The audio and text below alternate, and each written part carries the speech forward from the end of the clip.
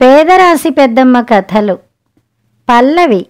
శివయ్యకు పుస్తకాలు తప్ప నా అనేవాళ్లు లేరు. కలము పుస్తకమే అతని స్నేహితులు. ఆ ఇద్దరూ కారాగారంలో లేరు. దాంతో మరింత ఒంటరివాడయ్యాడతను. సూర్యోదయ సూర్యాస్తమయాలు చూస్తూ రోజుల్ని గడపసాగాడు. పొద్దున సాయంత్రం కారాగార ప్రాంగణంలో ఆ మూల నుంచి ఈ మూల వరకు నడవడం శివయ్యకు అలవాటు. ఆకాశాన్ని అంటుతున్న కారాగారం రాతిగోడల్ని చూస్తూ వాటిని చేత్తో రాస్తూ నడవడం అంటే అతనికి చెప్పలేనంత ఇష్టం. ఎన్ని రాళ్లతో గోడలు నిర్మించారో శివయ్యకు బాగా తెలుసు. నిద్రలో అడిగినా వాటి సంఖ్య చెబుతాడతను. రాళ్లను లెక్కబెట్టడమే పెద్ద పనిగా పెట్టుకుని నడుస్తున్నాడతను. ఎప్పట్లాగే రాళ్లను లెక్క పెట్టుకుంటూ ఓ రోజు నడుస్తున్నాడు శివయ్య. నడుస్తూ నడుస్తూ కాలెత్తి వేయబోయి ఒకచోట ఆగిపోయాడు. ఆశ్చర్యంగా చూశాడు. గోడకి గల 2 రాళ్ల మధ్య నుంచి చిన్న మొక్క మొలుచుకు వచ్చింది. చిటికెన వేలంత మొక్క. లేతగా గోధుమ రంగులో ఉండి నూగుతో ఉంది. కాలెత్తి దాన్ని నలిపి పారేద్దామనుకున్నాడు. కాలు రాలేదు. చేయెత్తి పెరికి పారేద్దామనుకున్నాడు. చేయి రాలేదు. వంగి జాగ్రత్తగా మొక్కను పరిశీలించాడు శివయ్య. విత్తనాన్ని చీల్చుకుని వచ్చింది మొక్క. 2గా చీలి విత్తనం కనిపిస్తోంది. ఏం విత్తనమో ఏమో, ఎదగని అనుకున్నాడు. తిరిగి వచ్చేశాడు. రాత్రి అంతా దాని గురించే ఆలోచిస్తూ పడుకున్నాడు. తెల్లారింది. నడక మొదలెట్టాడు. ఇటు నుంచి నడిచి వెడితే మొక్కని ముందుగా చూడలేమని అటుగా నడక సాగించాడు. మొక్క దగ్గరకు తొందరగా చేరుకున్నాడు. చూశాడు దాన్ని. మొక్క ఆకు తొడిగింది. 2 చిన్ని ఆకులు పుట్టుకొచ్చాయి. నిన్నటికన్నా ఈరోజు బాగుంది. మొక్క పచ్చగా ఉంది. దృఢంగా ఉంది. చాలాసేపు దాన్ని గమనిస్తూనే నిల్చున్నాడక్కడ. మొక్కలోని అణువణువును గుర్తించాడు శివయ్య. అంటనట్టుగా చేతిని తాకించి మొక్కను నిమిరాడు. వెనుతిరిగాడు. ఆ రోజు నుంచి రోజూ మొక్కను చూడడం దినచర్యలో భాగం చేసుకున్నాడు శివయ్య. చలికి అది వణికిపోతుంటే బాధపడేవాడు. ఎండకు ఎండిపోతుంటే భయపడేవాడు. బాధపడుతూ భయపడుతూ ఏ మేరకు మొక్క ఎదిగింది లేనిది గమనించేవాడు. ఒకరోజు కారాగార అధ్యక్షుడు మొక్క ఉన్న చోట నిల్చుని శివయ్యకు కనిపించాడు. అతను కారాగారాన్ని పరిశీలిస్తున్నాడనిపించింది. మొక్కను అనుమానంగా చూసి కాలి జోడుతో నలిపి పారేస్తాడేమోనని భయపడ్డాడు శివయ్య. లేదంటే పెరికి పారేస్తాడని కంగారు పడ్డాడు. అతడు కంగారు పడ్డట్టే అయ్యింది. అధ్యక్షుడు మొక్కను నలిపి పారేయడమో పెరికి పారేయడమో చెయ్యలేదుగాని దానిమీద పుక్కిలించిన నీటిని ఉమిశాడు. అది చూసి భరించలేకపోయాడు శివయ్య. అయ్యగారు అంటూ గట్టిగా అరిచాడు.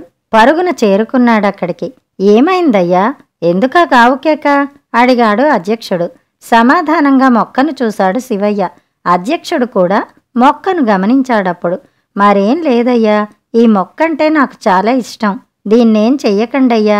చేతులు జోడించి నమస్కరించాడు శివయ్య. ఏం చేస్తాను, నేనేం చెయ్యను, అదే చస్తుంది. లేకపోతే గోడల మధ్య రాళ్ల మధ్య మొక్కేంటయ్యా, అదేం బతికి బట్ట కడుతుంది అడిగాడు అధ్యక్షుడు. ఆ అడగడంలో కసురుకోవటం ఉంది. తప్పు చేసిన వాడిలా తల వంచుకున్నాడు శివయ్య. ఇంత చిన్న మొక్క మీద ఇంత ప్రేమ ఉన్నవాడివి అంత పెద్ద మహారాజుకి ద్రోహం ఎలా తలపెట్టావు? నాకేమీ అంతు చిక్కట్లేదు అన్నాడు అధ్యక్షుడు. జాగ్రత్త అన్నాడు అంతలోనే. ఆ హెచ్చరిక తన గురించా మొక్కను గురించా అన్నది అర్థం కాలేదు శివయ్యకు. అధ్యక్షుడు వెళ్ళిపోయాడక్కడ్నుంచి. వెళ్ళిపోయిన అధ్యక్షుణ్ణి ఓసారి చూసి తర్వాత మొక్కను ప్రేమగా చూశాడు శివయ్య. సున్నితంగా దాన్ని నిమిరాడు. పల్లవి అని పిలిచాడు. 2 రోజులైంది దానికా పేరు పెట్టి. ఆ పేరుతో ఇప్పటిదాకా పిలవలేదు. ఇదే మొదటిసారిగా పిలవడం. పిలిచి పొంగిపోయాడతను. పల్లవిని చూడందే పొద్దుపోవటం లేదు శివయ్యకు. అది ఎదుగుతుంటే ఆనందిస్తున్నాడు. మొగ్గ తొడుగుతుంటే మురిసిపోతున్నాడు. ఒకసారి అటుగా కారాగార అధ్యక్షుని గుర్రం వచ్చింది. సన్నగా పరుగు తీయసాగింది. గిట్టల మధ్య పల్లవిని అది ఎక్కడ తొక్కి పారేస్తుందేమోనని ఆందోళన చెందాడు శివయ్య. గుర్రాన్ని అదిలించి పంపేశాడు. అప్పుడు అనుకున్నాడిలా, పల్లవికి కంచె అవసరం. కంచెను ఏర్పాటు చేసి పల్లవిని రక్షించుకోవాలి. లేదంటే పల్లవి బతకదు. శీతాకాలం. చలిమంట వేసుకునేందుకు ఖైదీలకు కర్రలివ్వసాగారు కారాగార సిబ్బంది. వణికిపోతూ చలిని తట్టుకున్నాడే గాని ఆ కర్రలతో మంట వేసుకుని చలి కాచుకోలేదు శివయ్య. ప్రతిరోజు ఇచ్చిన కర్రలను జాగ్రత్త చేసి వారం 10 రోజులకి పల్లవికి కంచె ఏర్పాటు చేశాడతను. ఇప్పుడు కంచెలో పల్లవి పంజరంలో చిలకలా భద్రంగా ఉన్నదనిపించి ఊపిరి పీల్చుకున్నాడు. రోజు రోజుకి అందాలు సంతరించుకోసాగింది పల్లవి.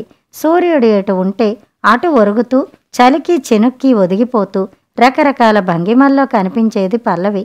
పువ్వులు పూయసాగింది. అది పూలు పూస్తుంటే పండగొచ్చినట్టు అనిపించింది శివయ్యకు. దాని దగ్గరగా నిలబడి ఆనందంగా చిందులేశాడు. ఆ సంతోషంతో కారాగారాధ్యక్షునికి ఓ రోజు ఓ ఉత్తరం రాశాడు. బొగ్గులు నీళ్లలో కలిపి ఇంకు చేశాడు.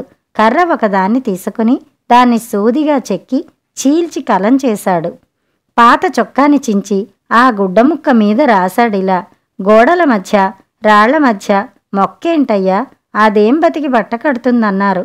కట్టిందయ్యా, పూలు పూస్తోందిప్పుడు, వచ్చి చూడండయ్యా. రోజుకి 20-30 పువ్వులు పూసేది మొక్క. ఆ పువ్వుల్ని కారాగార సిబ్బందికి కానుకగా ఇచ్చేవాడు శివయ్య. ఒక్కొక్కసారి పువ్వులన్నీ కారాగార అధ్యక్షుని కూతురు చిన్ని చేతి నిండా పోసి ఇలా అనేవాడు: తీసుకెళ్లి పూలజడ వేసుకో. పూలజడతో చిన్ని కనిపిస్తే శివయ్య మహదానందపడేవాడు. ఈలలు వేసి పాటలు పాడేవాడు. 10 ఏళ్ల ఆ పిల్లను భుజాల మీదకి ఎక్కించుకుని గంతులేసేవాడు. కొద్ది రోజులు అలా గడిచాయి. తర్వాత ఓ రోజు పల్లవిని చూసి బెంగ పెట్టుకున్నాడు శివయ్య. పల్లవి వాడిపోతూ కనిపించింది. దోసెళ్లతో నీరు తెచ్చిపోసినా లాభం లేకపోయింది. ఆకులు పసివాడిపోసాగాయి. అధ్యక్షుడు అన్నట్టుగా రాళ్ల మధ్య పల్లవి బతకలేదనిపించింది శివయ్యకు.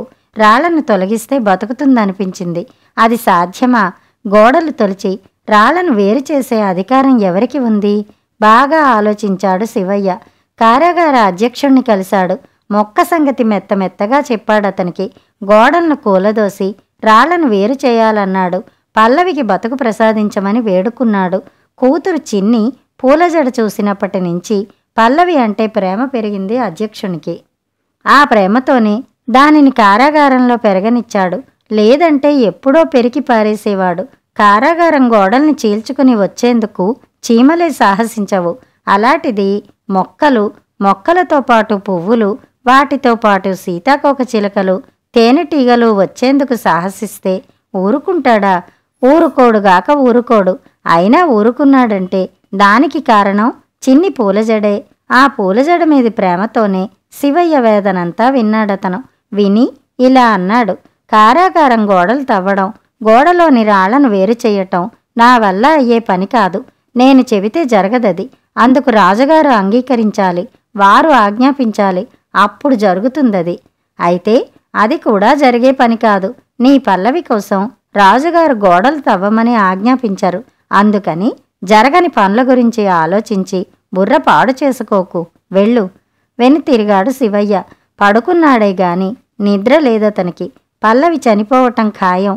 పువ్వులు ఎండిపోతున్నాయి, ఆకులు రాలిపోతున్నాయి. ఎంతో కాలం బతకదనుకున్నాడతను. అయినా అది బతకాలి. దాన్ని బతికించాలనుకుని రకరకాలుగా ఆలోచించసాగాడు శివయ్య. ఆ ఆలోచనలో ఓ ఆలోచన. అధ్యక్షుడు చెప్పినట్టుగా విషయాన్ని మహారాజు చంద్రవర్మకే విన్నవిస్తే అనుకున్నాడు. అనుకున్నదే ఆలస్యం. ఆచరణలో పెట్టాడు దాన్ని. చొక్కా గుడ్డ మీద పల్లవి గురించి వివరంగా బొగ్గుసిరాతో రాశాడు. దానిని చిన్నికి అందజేశాడు. నీ పూలజడ కోసం నువ్వు పల్లవిని బతికించాలన్నాడు. ఉత్తరాన్ని ఎలాగైనా మహారాజుకి అందించాలన్నాడు. నాన్నకి చెబుతా, నాన్న ఎలా చెబితే అలా అన్నది చిన్ని. 2 రోజులయింది చిన్ని ఆ మాటలు చెప్పి. చిన్ని తండ్రికి చెప్పిందో లేదో తెలియదు. కారాగారాధ్యక్షుడిగా తండ్రి అందుకు ఒప్పుకున్నాడో లేదో తెలియదు. ఒకవేళ ఒప్పుకుని ఉత్తరాన్ని రాజుగారికి చేర్చారు అనుకుందాం. అనుకుంటే మహారాజు ఈ పాటికి చర్యలు తీసుకోవాలి కదా. లేదంటే ఏ పని జరగలేదన్నమాట. పల్లవి ఆఖరి దశలో ఉన్నదని గ్రహించి కన్నీరు పెట్టుకున్నాడు శివయ్య. ఏడుస్తూనే పడుకున్నాడు. ఎప్పుడు నిద్ర పట్టిందో ఏమో, గాఢంగా నిద్ర పట్టేసింది. ఒక్కసారిగా మెలకువ వచ్చింది. పెద్ద పెద్ద శబ్దాలు వినవచ్చాయి. తెల్లారిపోయింది అప్పటికే. కిటికీలోంచి వెలుగు పడుతోంది. లేచి కిటికీలోంచి శబ్దాలు వినవచ్చిన వైపు చూశాడు శివయ్య. కారాగారం గోడలు కూలదోస్తున్నారు. రాళ్లను వేరు చేస్తున్నారు. పల్లవిని కాపాడే ప్రయత్నాల్లో ఉన్నారు సైనికులు. పల్లవి పల్లవి అంటూ పరిగెత్తుకుని వచ్చాడక్కడికి శివయ్య. ఆనంద భాష్పాలతో ఉబ్బి తబ్బిబ్బు కాసాగాడు. అతన్ని మహారాజు చంద్రవర్మ సహా అతని భార్య చూసింది. మహారాజుతో ఇలా అన్నదామె, ఓ చిన్న మొక్కను ఇంతగా అభిమానించే ఈ వ్యక్తి మీకు ద్రోహం తలపెట్టాడంటే నమ్మశక్యంగా లేదు. ఎక్కడో ఏదో తప్పు జరిగింది ప్రభు, దాన్ని సరిదిద్దండి. దయచేసి ముందు ఇతన్ని విడిచిపెట్టండి. రాణి చెప్పిన దాంట్లో నిజం ఉన్నదనిపించింది చంద్రవర్మకి. శివయ్యను కారాగారం నుంచి విడుదల చేశాడు. విడుదల అయినా పల్లవిని మరిచిపోలేదు శివయ్య. కారాగారం గోడల ఎత్తును మించి ఎదిగిన పల్లవిని రోజూ బయటనుంచి చూస్తూ ఆనందించసాగాడు. అతను వచ్చినప్పుడల్లా పువ్వులతో పల్లవి ఊగిపోయేది. పుష్పాభిషేకం చేసి శివయ్యను పలకరించేది. కథ సమాప్తం. కథ కంచికి, మనం ఇంటికి.